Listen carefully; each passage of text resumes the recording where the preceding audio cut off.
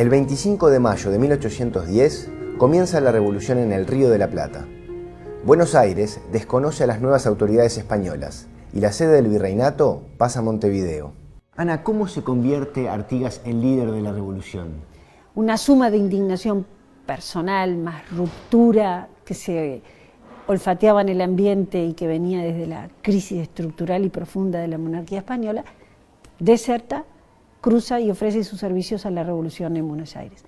Buenos Aires lo recibe, le da armas, le da hombres, le da un grado de autoridad para representarla, porque ya era una persona de la que se presuponía un liderazgo importante. En el interín, la revolución estalla en el famoso levantamiento de Asensio, el grito de Asensio, grito, algo inorgánico, espontáneo. Cuando él retorna, eso que ya está caldeado y en pie, se encausa en torno a su persona. Él comienza liderando porque lo hace desde el punto de vista militar. El 28 de febrero de 1811 comienza el levantamiento en la banda oriental con el llamado Grito de Asensio. El 18 de mayo tiene lugar la mayor victoria de los orientales sobre las fuerzas realistas españolas, la Batalla de las Piedras. A las 11 de la mañana del 18 de mayo de 1811 se enfrentan aquí, en el Campo de las Piedras, a 15 kilómetros de Montevideo, el ejército español al mando de Posadas y las milicias orientales al mando de José Artigas. El hecho se conoce como la Batalla de las Piedras. Decía, no podemos pelear con él, porque en la mitad de la batalla los oficiales se nos dan vuelta, porque piensan que todos somos iguales. Al ponerse el sol, entre el barro y la sangre yacían los cuerpos de 97 españoles y 11 patriotas. Más de 60 heridos entre los vencidos y tan solo 28 entre los vencedores. 2 días después, comienza el primer sitio de Montevideo por parte de las fuerzas revolucionarias. El 20 de octubre se produce un armisticio entre la Junta de Buenos Aires y las fuerzas españolas que ocupaban Montevideo. Artigas y su ejército se retiran hacia el norte. El pueblo lo sigue, dando lugar a lo que los contemporáneos llamaron la Redota, pero que también se conoce como el éxodo del pueblo oriental. ¿Cómo fue esa marcha? Tremenda, fue tremenda. Porque uno piensa, hacer 500 kilómetros. 540 kilómetros durante 64 días, marchando hacia el norte. La gente, en realidad, en una especie de fervor, que eso sucede a veces, una especie, casi yo diría, de histeria colectiva, se fue sumando, y tal es así que Artigas no quería que viniera más gente, no podía darles de comer, cuidarlos y luchar contra los portugueses a la vez. Lo que pasa es que seguramente lo que sentían en Artigas era una determinada protección, y no era que una filita de gente, ya era una columna humana. No, de columna no tendría nada, porque además unos van más rápido, este se enfermó y se quedó 5 días acá, el otro no tenía carreta, iba caminando, y estaban los que tenían mucho y ya venían con una cantidad de carretas y esclavos, y estaban los que tenían muy poquito o nada tenían, que también buscaban esa seguridad. Era aceptando al éxodo, que disparando de los portugueses, disparando de las tropelías que hicieron los portugueses, quedándose acá, se llevaron casi todo el ganado que había en la banda oriental y atropellaban todo lo que encontraban.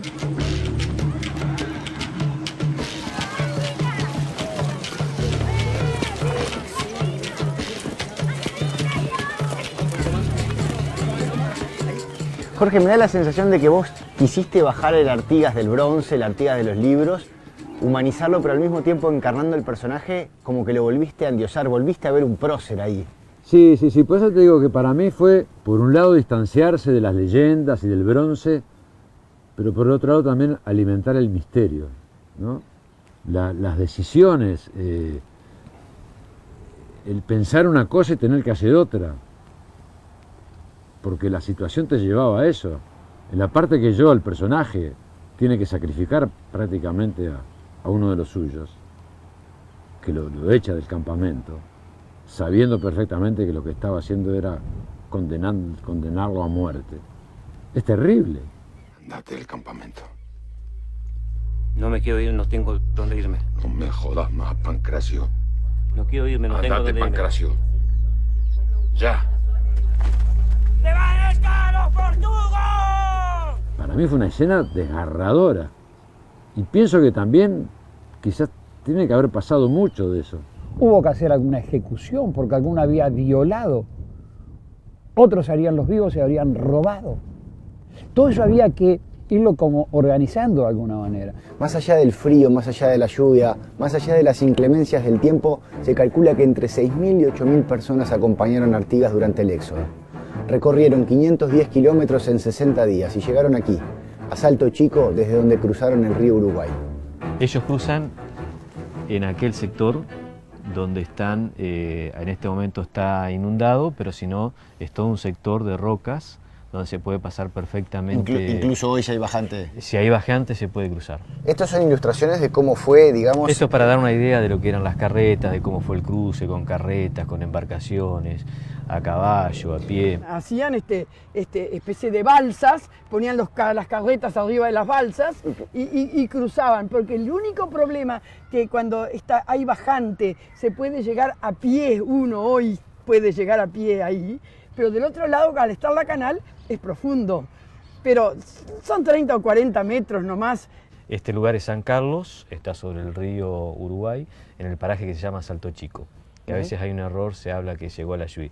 Artigas, el primer campamento es acá en Salto Chico, que es todo esto que estamos acá. Que es todo esto que en aquel momento no era Argentina y Uruguay, formaba parte de lo mismo. Formaba parte de lo mismo, hablaban de la banda oriental del Paraná y formábamos parte del distrito o el departamento Yapeyú. La organización tendría que ser también importante, porque si no, esto... Digo, ¿cómo hacían? Digo, sí. Los alimentos, los aseos, digo, la educación. ¿Cómo? Artigas fue un hombre muy organizado, organizó su ejército, organizó su pueblo, lo animaba, le mantenía alto el espíritu, lo acompañaba, era un hombre que cantaba, tocaba la guitarra, fumaba, se les acercaba, los consolaba y evidentemente escribía las grandes penurias, porque acá sufrieron muchísimo, sufrieron muchas privaciones. Privaciones que de alimentación, abrigo. De alimento, de abrigo, de uniformes, que Buenos Aires le retaseaba, digamos. Cuando vienen los paraguayos que traen tabaco y hierba, entonces sí, hay una fiesta, hay una organización muy especial del ejército. Pero esto es una cosa muy interesante, que te hace decir que el pueblo no siguió a Artigas, Artigas siguió al pueblo. El éxodo, la palabra está muy mal dicha, el éxodo es la búsqueda de una tierra prometida. Esto que se llamó La Redota era la búsqueda de un lugar, pero para volver. El éxodo del pueblo oriental finaliza en septiembre de 1812. Artigas y su gente regresan a Montevideo para continuar, desde ahí, el proceso revolucionario.